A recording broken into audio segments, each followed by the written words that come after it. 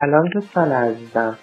اول از همه توضیح درباره ماساژ بهتون بگم و 4 تا نکته که قبل ماساژ گرفتن باید بدونید. تایم ماساژ، فضای ماساژ، سبک باشین و سیف کردن بدن. در ادامه نکاتی که گفتم رو بهتون توضیح میدم. ویدئویی که دارین نگاه میکنین توسط آقای خجسته، ماساژور ما، ماساژ کمر که و شونه رو داره نشون میده. باید بگم بیشتر دردها و ناراحتی‌های بدن مثل سیاتیک، گرفتگی ماهیچه‌ها، دیسک کمر، گردن درد بیشتر در ناحیه پشت بدن شما اتفاق میفته و خود شما قادر به ماساژ این نواحی نیستین و حتما باید شخصی این ماساژها رو برای شما انجام بده.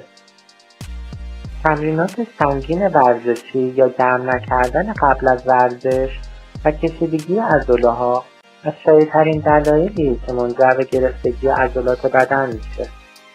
شما وقتی ماساژ میگیرین با افزایش جریان و گردش خون در بدن مواد مغذی در اختیار عضلات و بافت‌های بدن قرار میگیره و با بیشتر شدن دامنه حرکتی بدن از توانایی طبیعی خودش برای ترمیم آسیب دیده استفاده میکنه.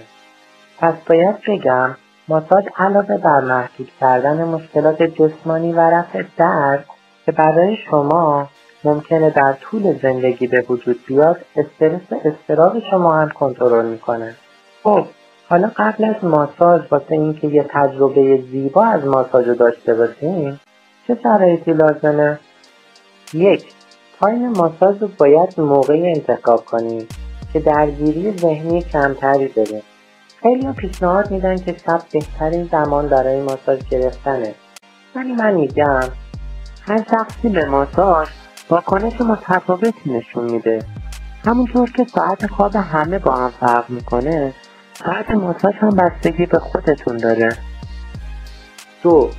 قبل از مراجعه ماساژور خودتون حتما شرایطی که میخواین تا طلایی ترین تایم ماساژ رو داشته باشین واسه خودتون مهیا کنین. چطور قبل از خواب خودتون رو برای یه رویای زیبای شبانه آماده میکنید؟ برای ماساژ هم لازمه حتما قبل و گاهی اوقات بعد از ماساژ دوش بگیرید. محیط اتاقی که میخواین ماساژ بگیرین رو از لحاظ دما و شرایط مناسب برای خودتون آماده کنید. قاعدتاً فضای شلوغ و به هم ریخته از لحاظ ذهنی ما رو دچار آشفتگی میکنه. من با مشتریایی که در شرایط مختلف براش ماساژ انجام دادم به این اعتقاد رسیدم که فضایی که شما ماساژ میگیرین گاهی اوقات خیلی مهمتر از ماساژ میتونه باشه. 3. لطفاً با شکم پر ماساژ نگیرین و قبل از ماساژ غذا نخورده باشین. و مورد آخر 4. بهتره برای اینکه اثر و لذت ماساژ و اون حسی که ماساژ میخواد بهتون بده رو داشته باشین، لطفاً بدنتون رو سیو کنید.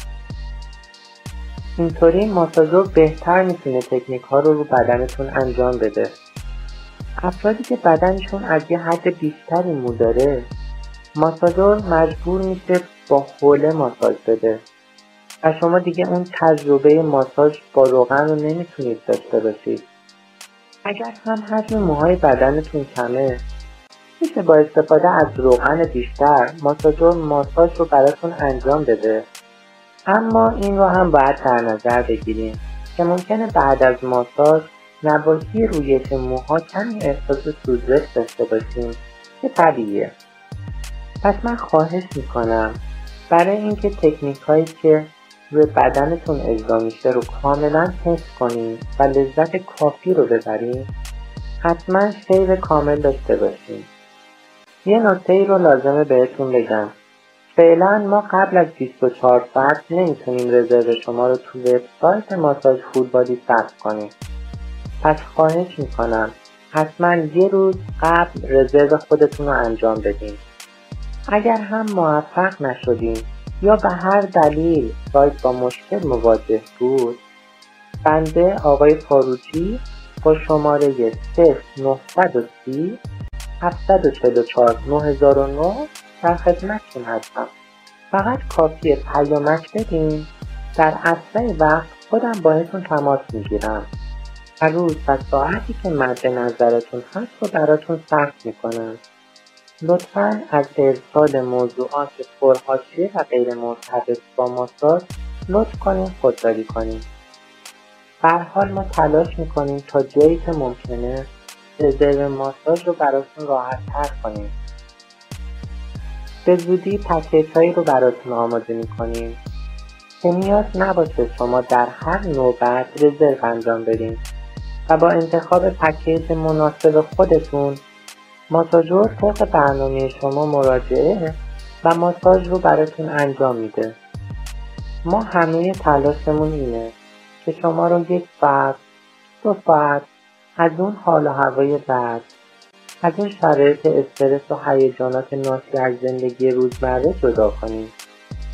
یه مژده به اونایی که بار اولشون رو میخوان ماساژ بگیرن، شما با پر کردن فرم اطلاعات ماساژ گیرنده در سایت ما massagefulbody.com 50% تخفیف در ماساژ میتونید ثبت کنید.